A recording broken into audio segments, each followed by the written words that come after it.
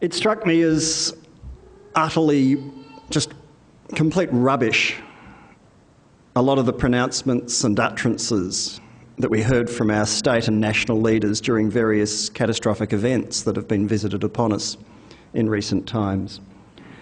I fully understand how traumatic it is to find yourself in the middle of a bushfire, a cyclone, a flood, or some other cataclysmic event, whether it's weather-induced or not. And this is absolutely not a criticism of my fellow citizens, my neighbours, or whoever else it might be that have found themselves caught up, including some family, I might say, who have found themselves caught up recently in some of those events. Instead, what I'm questioning is the collective response, and I think it's led by self-appointed community leaders, politicians, colleagues in the media, and others who try to spring off the back, perhaps, of some of those catastrophes and turn them into something that they're not. Some of it's a cynical exploitation of people's suffering. Some of it's an attempt to gain some leverage. Some of it's very well-meaning, and none of those things at all. But I'm utterly sick of hearing people invoking Aussie spirit when there's a time of tragedy and disaster. And no, Anna Bligh, Queenslanders are not different, and they're not made of different stuff, and they're not tougher and any of those things. It's absolute rubbish. They're no different to Victorians after our fires.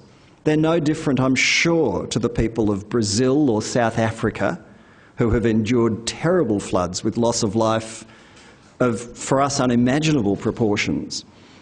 The earthquake a few years ago in China, or more recently in Kyrgyzstan, or wherever in the world you want to go. There are terrible things that happen from time to time, and people respond in exactly the same way. And in Kyrgyzstan, they don't have Aussie spirit. In fact, it's just human beings. It's a human response to help your neighbours, to help your relatives, to help your friends, and do what you can. And even though I haven't had first-hand experience of it, I'm absolutely confident that Pakistanis in the floods have responded in precisely the same way to the plight and suffering of their fellow human beings. They don't have the capacity to be as financially generous as we've all been, and that's magnificent, although it's been somewhat inconsistent. But we've done wonderful things, but I don't think we've done it because of something that's unique to people who live in the Commonwealth of Australia. In fact, I'm absolutely sure it's not. And I get a bit irritated when people try, I think, to almost exploit these opportunities. Now, we've all been salutary. We've saluted Anna Bligh for her leadership, and quite rightly so. But just resist the temptation to take it that next step, is what I'd say. And as we have a look at those human experiences, these are common bonds that are developed. And you look at what it means in those situations where people find themselves caught up in something terrible and how they respond. And in fact, you get these incredible close ties that are created. And look at the unifying effect of the fantastic rescue of the Chilean miners. The whole world, in fact, shared that experience and came together to celebrate what seemed to be, at times, an absolutely hopeless task, but one that, well, it wasn't a miracle, one that was achieved through technology, guts, cooperation, and logistics. I don't believe in God. There are people who think it was God. Well, why did God leave them down there in the first place, I'd have to say, if God's so capable of rescuing them? But there you go. Maybe it was a chance for God to show power. I don't know. But I don't believe in a God, so I'll leave it at that. But moving beyond that, one of the things that I was astonished by, not just this year after the floods or the bushfires or wherever else you want to go back, is this culture of blame that has evolved, and I'm quite puzzled as to why, and maybe together we can nut it out and come up with some answers. I don't understand how, when we are so fortunate, so lucky, so well looked after and provided for through our collective endeavours, it hasn't happened magically. We pay our taxes, the tap, you turn on the tap and you can drink the water. How fabulous is that? Most people in the world can't do that, let us not forget. And yet, despite all of this, we seem to want more, and more, and more. when the managing director of the CEO of Rio Tinto announcing a profit that a few years ago would have been beyond their wildest dreams is recovering from having shortly before described Australia as being their greatest sovereign risk of all things as part of his efforts to stop a mining super profits tax. When the same mining lobby groups, BHP by the way announced a 70% increase in profit year on year yesterday, just 70%, that's all. Those same people spent $22 million on a PR campaign to try and scuttle the mining super profits tax. I just find it breathlessly audacious that they are major contributors also to a campaign of the Business Council to slam people on disability pensions for not making enough of a contribution to Australia's economy. I'm not sure if you all noticed that earlier this week. The head of the Business Council said that one of the constraints on the economy, being a shortage of skilled labour, one of the things we have to do is get people off disability pensions by making it less of an incentive in the system for people to go on a disability pension. I nearly drove off the road. I would have smashed into a tree and needed to be on a disability pension, but I was just aghast. I mean, here are the wealthiest people who make in 1 year the sort of money that most of us never even dream of seeing in an entire working life. The Business Council fat cats enjoying better profits and higher returns than they've ever dreamed of seeing, beating up on the poorest people in Australia, people who live off a disability pension. And there was no outcry or reaction. No response, barely any to measure. I think ACOS put out a press release, it got mentioned in the news in passing. And here you have, it's like Gina Reinhardt and her mates on the back of a flatbed truck in the central business district of Perth complaining about their profits. I just don't understand how we've got to this point. Not that I'm heading off to Tahrir Square to lie there and demand the overthrow of the government, nor am I asking you all to join in a chorus of the Internationale. But it just strikes me as being nothing short of breathtaking that public debate in the country has got to the point where the richest people can beat up on the poorest people, and that's part of our political discussion and dialogue. How did this happen? How did this happen? Meanwhile, when we have something like catastrophic floods or the terrible fires here 2 years ago in Victoria, it can't be said that, oh, those were fires, it was a worse weather event and worse fire conditions than anyone has ever seen before or has ever been measured. No, we have to have a Royal Commission and spend about $40 million that could have been used to help people rebuild. Instead, it goes to pay the private school fees of a whole bunch of silks, but sorry, that's just a bit of, in passing. And we use that $40 million to come up with a set of recommendations, and I don't know how many of you have studied them closely, but they are, some of them, in fact the bulk of them, not particularly new, novel or groundbreaking. They cover much the same territory that the coroner has covered in the past, mirroring many of the recommendations, and some of them are bleedingly obvious, like improve the communications system. Thank you very much. We needed the Royal Commission to work that out.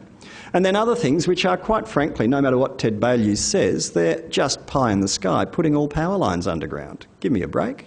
How? When? At what cost? Who pays? And so on. So I just can't understand. You can say that there's been worse rains in Brisbane over a sustained period than anyone had ever anticipated, but does that mean you have to have a judicial inquiry to try and find someone to beat up and say it's your fault that people's houses got flooded? Maybe it's not. Maybe you can look at it, you can assess it, you can review it, you can work out.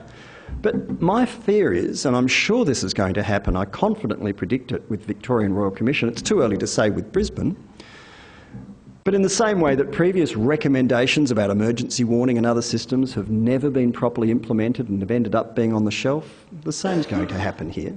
History will repeat. we'll end up with a similar thing. A few years down the track from now, it's already 2 years, and you'll find, and I hope it never happens again, but when there is, inevitably, and there will be, another terrible fire, people will be scratching their heads and saying, oh, gee, we didn't think that could happen. It's with a sense of some inevitability that I say that. And I'm not sure that I understand quite the need to go and scapegoat. I feel terribly sorry for Russell Reeves, the former head of the CFA, Chief Operating Officer of the CFA. I mean, here on the day of Black Saturday, there were 12 catastrophic fires simultaneously, any one of which would in normal times have been regarded as a major emergency and a disaster.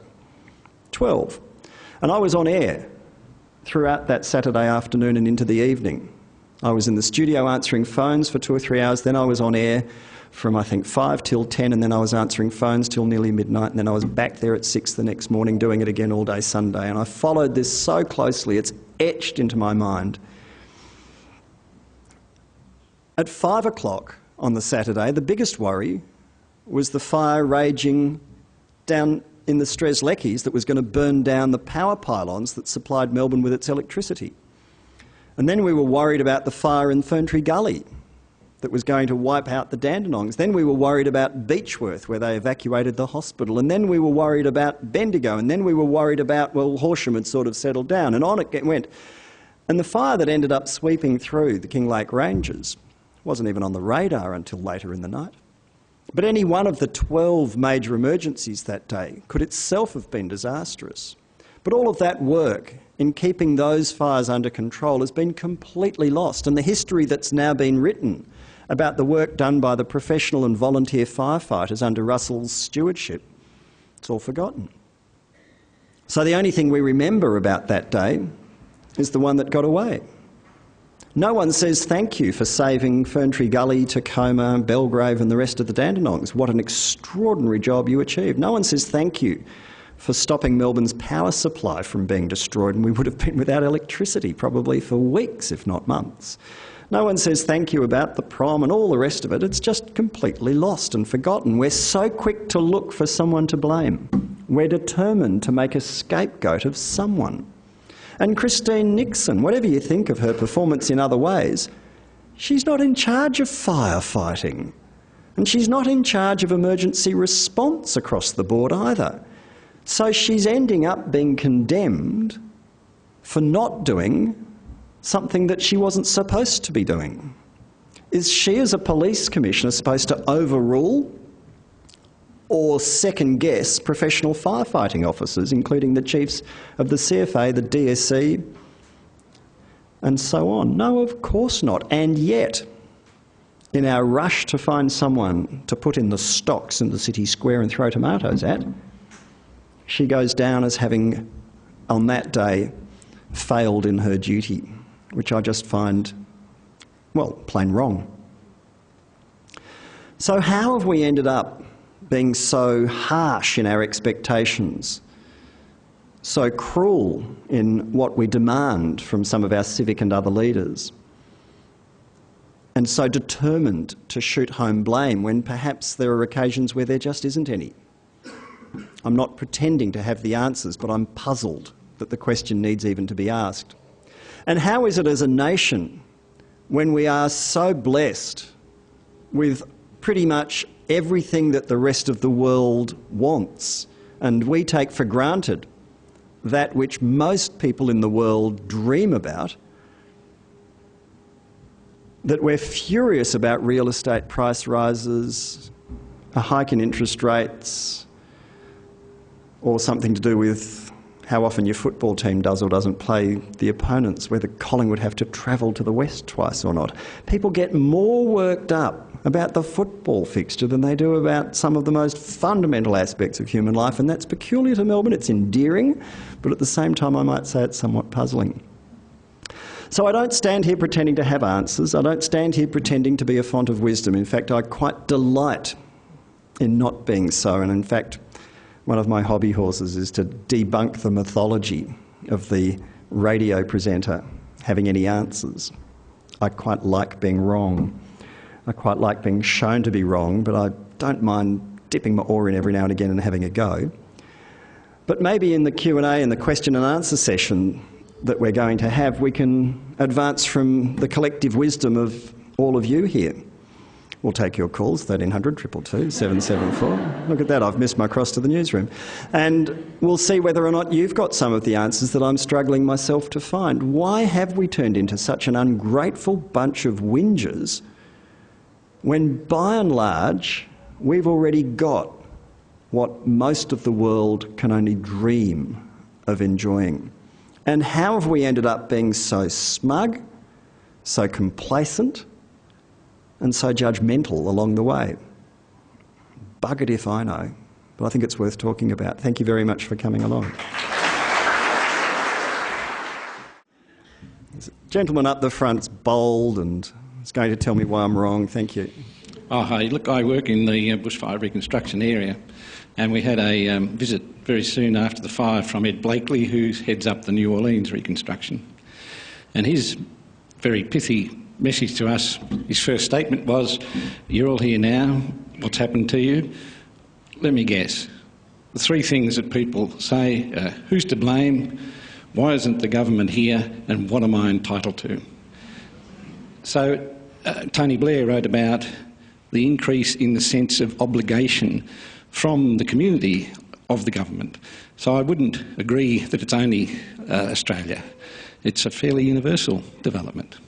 Well, maybe it's a first world reaction. Is it universal, as in across all humanity? I don't know. Do people in a village in Uganda react the same way if there's a tragedy in Uganda? I've travelled, I've been lucky to travel quite a lot, and I'm not sure that it is universal. It may be universal to societies like ours, and I'm happy to hear about your experiences that either confirm or contradict what we're talking about. But yes, that reaction is absolutely right. And the other thing is we self-censor. I mean, we talk about all the magnificent things people do, but we don't learn from the stupid things people do, and we should. I was aghast in the Perth bushfires of a few weeks ago, and there were people who, I'm not sure if you saw the same footage as I did, but there are people barefoot, in shorts, singlets, plastic bucket, throwing water at a 50-foot wall of flame. Sorry, 20-metre wall of flame. And I just thought, you are an idiot. I mean, not that I'm a believer in the Darwinian theory of, survival of the fittest. That's far too harsh, and I'm a much too compassionate a person to be like that. But on the other hand, you are an idiot. I mean, there's a fire coming. What's the first thing you do is put on some bloody boots, you goose, Just get something on your feet. You can't save your home when you've got burnt feet. And you just think, are these people completely stupid or what? Just couldn't believe it. But that was just my reaction, and I'm obviously a very, very nasty man. So there you go. The front page of the paper, The Australian today, had a photograph of a 9-year-old orphan that was distressing. I've seen similar photos before. And there was also a story about a federal minister bemoaning the expense of flying some people that suffered greatly to a family funeral. And, the stuff's been going backwards and forwards. And that comment about first and third world countries, I think, is exactly right. If we don't have anything to worry about, we manufacture it. Other people don't have to because they've seriously got things to worry about. I can update that story for you. The 20 or so Iraqis who were taken to Sydney for the funeral have already been taken back to Christmas Island, including 10-year-old Sina, whose cousins and aunts wanted him to stay in Sydney. I had a pretty rough encounter yesterday with the Minister for Immigration, Chris Bowen, live to air, where he was explaining why Sina was not able to stay with his family in Sydney, because there's a process and a procedure involving charities and organisations that look after children who are in detention centres, and if the department has to go through the process of placing, that can't happen it can't happen overnight, and it'll be addressed, he said, urgently. He said, these are difficult and complex cases. And I interrupted him and said, no, Minister, this is the simplest case you'll ever need to decide. And the exchange, it's been re-reported elsewhere, but it was, apart from being a complete breach of ABC editorial policies, which I hope someone complains about so I can defend it. Quite apart from that, it is, again, it's just a miss between, well, the other thing I said to the Minister is your decision doesn't satisfy the common sense test. It's plain dumb. Here is a boy who is right now in Sydney with his cousins, with his aunts, with his family, and you instead are going to fly him thousands of kilometres. Do you know how far Christmas Island is? It's like 6 hours flight. It's virtually in Indonesia. And you're going to fly him to Perth and then to Christmas Island with a whole bunch of strangers in order to drop him there so someone else flies there to psychologically assess him, what the hell that means I don't know, before deciding he should be back with his family in Sydney. But you're re-traumatising him in the meantime by taking him from his loved ones immediately after his parents' funeral, for God's sake. And then you're going to send him back into detention on the other side of the country and beyond before bringing him back anyway. No. So this morning, various other media, other radio programs have had a go at the Minister on the same thing, and he has said he'll attend to it with greater urgency than he had anticipated. He understands how important it is. But what intrigues me, now that I'm getting up ahead of steam on this, while I'm interviewing Chris Bowen about the lack of common sense and compassion in relation to Sina al-Gabadi, my colleagues on commercial radio are getting just as fired up about what? Why are we spending so much taxpayers' money on these bastards going to a funeral in the other side of the country in the first place? What a waste of money, who cares? I just can't believe it. I mean, whether you have human values, which is what motivates me, or whether you profess to have Christian values or whatever else they are, that's just, sorry, in bad taste. Well, that doesn't even describe it. It's cruel. It's cruel. And that was the debate. In Sydney and Melbourne, commercial radio, I have no idea about the rest of the country, commercial radio talkback went off. Why are we paying for this anyway? Now, today in the Sydney Morning Herald, Lenore Taylor has a story about the Liberal Party's first shadow cabinet meeting at the start of this year. And she reports, and I'm grateful to Barry Cassidy for telling us this on air on my program this morning, that the Sydney Morning Herald today reports that at the first shadow cabinet meeting of the year, Tony Abbott chaired a meeting and the shadow ministers were all told to come back from holidays with 3 ideas on how they could revitalise Liberal fortunes at the start of the political year. And Scott Morrison, the shadow minister for immigration, came to the meeting and one of his ideas, if not his first ideas, was that we should capitalise on the anti-Muslim feeling and sentiment in the community in any way we can. The Australian newspaper on its front page today reports on growing links between the remnants of One Nation and Liberal Party people in Queensland. I'm just telling you what's being reported. I'll let you draw your own conclusions. So you made a point in your speech about Australians being maybe too demanding or too critical on their leaders in certain situations. Do you think maybe that the governments are listening too much to the people in that they're flip-flopping on certain issues or listening too much to opinion polls when they should maybe take more decisive leadership? Do you think maybe that's one of the problems? Oh, look, I blame talkback radio principally, yeah. No, I think what you're referring to is politicians being poll-driven. And I think we're well used to that now, and I think it's disastrous. And the sort of moral authority and leadership that you expect from politicians who are there because they have beliefs and they will fight for them and argue for them is just at the moment, sadly, missing in action half the time. And a strong community leader or someone who should be in politics because they have a vision, they have an idea and they sell it to the community and they stand to be judged by whether they're right or they're wrong. And if they want to, they want to take a stance on something to do with whether it's human rights or tax reform, I couldn't care less. You stick to your guns and you argue it, you win or you lose, you take people with you or you don't, but that's what you believe in. Whereas what we've instead got is a bunch of people who are nothing other than poll-driven gymnasts. And from day to day, depending on what the polls are telling them, that's what they believe in suddenly. I mean, I don't for a minute think that Julia Gillard really thinks that Julian Assange and WikiLeaks is the devil. In fact, I'm pretty confident that Julia Gillard, having worked at Slater and Gordon and then for John Brumby as a Chief of Staff, probably thinks, like lots of other people, that Julian Assange should be nominated for the Nobel Peace Prize and have a statue on a pedestal in the city square.